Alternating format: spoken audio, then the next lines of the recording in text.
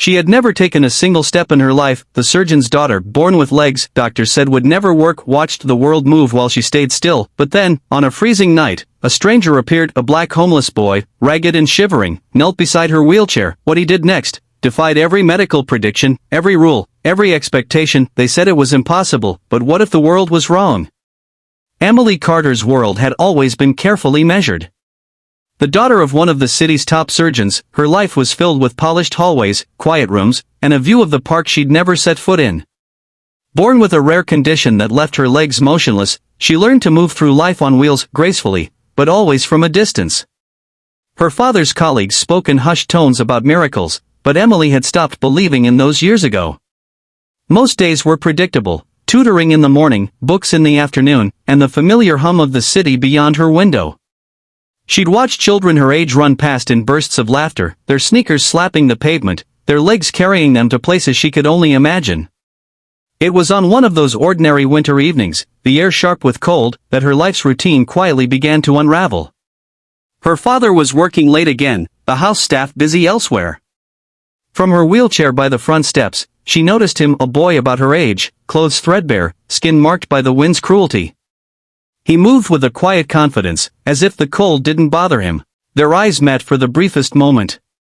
Something unspoken passed between them, curiosity, maybe even recognition, but Emily didn't yet understand why her heart skipped.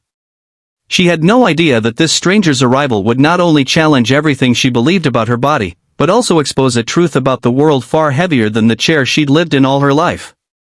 At first, Emily thought nothing of it when she saw the boy again the next day, lingering near the park gates. He looked out of place, skin dusted with road grit, a backpack that had seen better years, shoes split at the seams. Yet his gaze was steady, unflinching, even when the stares from passers-by turned sharp and suspicious. By the third evening, curiosity pulled her closer. She wheeled to the edge of the gate as he crouched beside a stray dog, coaxing it with a crust of bread. That's when she heard it, a group of older men walking past, their voices dripping with disdain. Should have known the neighborhood was going downhill. These people bring trouble. The boy didn't flinch, but Emily noticed his jaw tighten, his hand lingering protectively over the dog's matted fur. She wanted to speak, to cut through the venom in their words, but something in the air made her throat close. It wasn't just what they said, it was the way they said it, loud enough for him to hear, meant to strip away dignity without ever touching him. Later that week, she spotted him across the street, stopped by a pair of security guards outside a cafe. He hadn't even stepped inside. One guard's hand was planted firmly on his chest while the other spoke into a radio. Emily could hear the words even from her chair: suspicious, loitering, matches the description. The boy stood still, shoulders squared, eyes fixed on the horizon as if refusing to give them the satisfaction of fear. But Emily felt it, his isolation, the unspoken accusation that clung to his skin because of its color. Cars slowed, people stared. Nobody intervened. That night, she couldn't sleep. She kept replaying the scene, wondering how many times this had happened to him before. How many times to others? And why nobody ever stopped it? Days later, their worlds collided for real. A delivery van swerved too close to the curb where Emily sat waiting for her father. Her wheelchair tipped, the metal frame clanging against the frozen pavement. Before she could cry out, he was there, hands steady, grip firm, lifting her upright with surprising gentleness.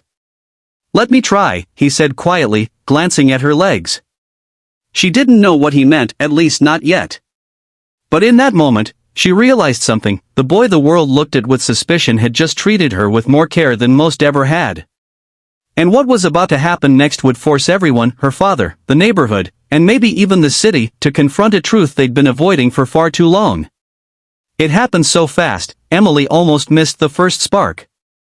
The boy, his name was Malik, was pushing her wheelchair across the icy curb, careful not to jar her legs, when a police cruiser rolled up. Two officers jumped out, their voices sharp before their boots even hit the ground. "Step away from her." Malik froze, his hands still gripping the chair's handles. Emily's heart pounded. "He's helping me," she shouted, but her words were swallowed by the crackle of a police radio. One officer's hand hovered near his gun. The other circled to Malik's side, eyes narrowed like he'd already decided the ending to this story. "Ma'am, is this man harassing you?" The question hit Emily like a slap. "No. He's my friend," she snapped, but they weren't looking at her. They were looking at Malik, at his skin, his hoodie, the backpack at his feet. Malik's voice was low, steady, but there was an edge to it. "I'm not doing anything wrong." "Don't get smart," the taller officer barked, stepping closer. A small crowd gathered, phones tilted high. Emily could feel the tension in the air, thick and electric. Every muscle in Malik's body was tight, like he knew one wrong twitch could cost him everything. The shorter officer moved to frisk him. Malik's eyes locked on Emily's, and she saw it, fear, but also something deeper. Resignation. Like this wasn't the first time, and he knew it wouldn't be the last. "Stop." Emily's voice cracked as she shoved her chair forward, ramming the officer's shin. "You're not listening." The taller cop's hand snapped to his holster. Gasps rippled through the crowd. Malik didn't move, didn't dare. In that frozen second, Emily realized something brutal. If she said the wrong thing, if she hesitated, Malik could die right there in the street. And it would be just another headline. She took a deep breath, her voice trembling but loud enough to cut through the chaos. "If you touch him, you'll answer to every camera here." The officers paused. And in that pause, everything was about to change. The officers backed off, but not because they suddenly believed Malik. It was the eyes, dozens of them, locked on from behind phone screens, recording every breath, every twitch, every decision. One mumbled something about a misunderstanding and told Malik he was free to go. No apology. No acknowledgement. Just the casual dismissal of a situation that could have ended in tragedy. Emily's hands were still shaking on the wheelchair's arms. Malik stepped beside her, his face tight, his eyes scanning the crowd like he was making sure this wasn't over. When he finally looked at her, he forced a small smile, but it didn't reach his eyes. They walked away together. No sirens. No handcuffs. Just two people moving down the sidewalk, but everything felt heavier. That night, Emily couldn't sleep. She kept replaying the scene, how quickly the officer's suspicion had turned to aggression, how Malik's calm had been laced with the knowledge that his life was always one breath away from disaster. And that's the thing, Malik's story isn't rare. It's not a glitch in the system, it is the system. Every day, somewhere, someone's life hangs in the balance because of the color of their skin. He made it home that night. But the fear, the humiliation, the truth of what happened, it doesn't fade. Not for him. Not for the millions who've lived it. So the question isn't whether this will happen again. The question is, when? And when it does, will someone be there to speak up? Or will we just scroll past, telling ourselves it's not our fight?